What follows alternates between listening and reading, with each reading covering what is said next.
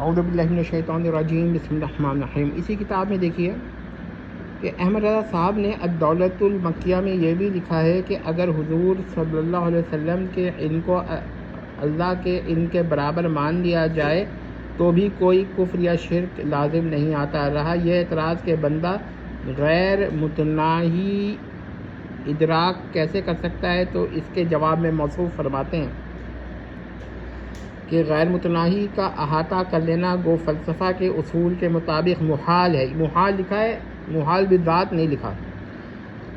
لیکن کیا ضروری ہے کہ فلسفے کا یہ مسئلہ درست ہی ہو؟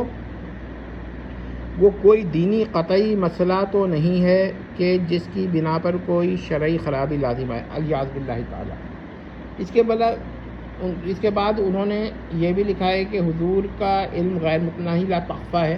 غیر متناہی تخفیٰ تو ہر شے ہے، مثلا جہنم بھی غیر متناہی لا تخفیٰ ہے کیونکہ وہ فنا نہیں ہوگی۔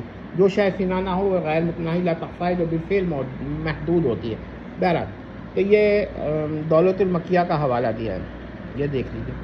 آپ کہیں گے کہ یہ کسی دیوبندی عالم کی کتاب ہے، جی ہوگی، اس میں ہمیں کوئی اعتراض نہیں ہے کیونکہ یہ شہاب ثاقب کا ایک وہ ہے، پرانا ایڈیشن ہے یہ۔ اب تو خیر اس کے اور بھی ایڈیشنس آ چکے ہیں، لیکن میں اس چیز کو دکھاتا ہوں کہ دیکھیے یہ مسئلہ پڑھیے، احمد رضا صاحب بریلوی کے پاس کا مسئلہ ہے۔ کیا فرماتے ہیں علماء دین اس مسئلے پر کہ ایک شخص کا عقیدہ ہے کہ اللہ اور رسول اللہ صلی اللہ علیہ وسلم کا علم برابر ہے، اور دوسرا شخص کہتا ہے کہ رسول اللہ صلی اللہ علیہ وسلم کے مغیبات عطیہ تھے، خدا کے علم کے مقابلے میں حضرت کا علم کروڑا سمندر کے مقابلے میں ایک قطرے سے بھی کم ہے، اور شخص اول دوم کو کافر و مشرک کو وہابی جانتا ہے، خواہ عالم ہو یا جاہل۔ ہم لوگوں نے سنا ہے کہ مولوی احمد رضا صاحب کے برابر عالم نہیں۔ اب یہ دیکھ لیں کہ اس کو میں کیا کہوں، مجدد مایہ حاضرہ آپ ہی ہیں۔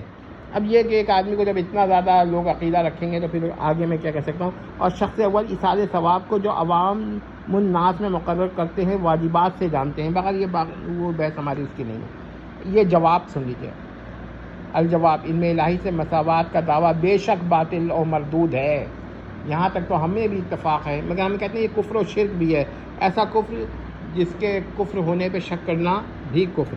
لیکن احمد صاحب بریلوی کا سے اختلاف ہے، کہتے ہیں مگر تکفیر اس پر بھی نہیں ہو سکتی جبکہ باعطائے الہی مانے، اور بلا شبہ حق یہی ہے کہ تمام انبیاء و مرسلین و ملائکہ و مقربین و اولین و آخرین کے مجمع علوم مل کر بھی باری تعالیٰ سے وہ نسبت نہیں رکھ سکتے جو ایک بوند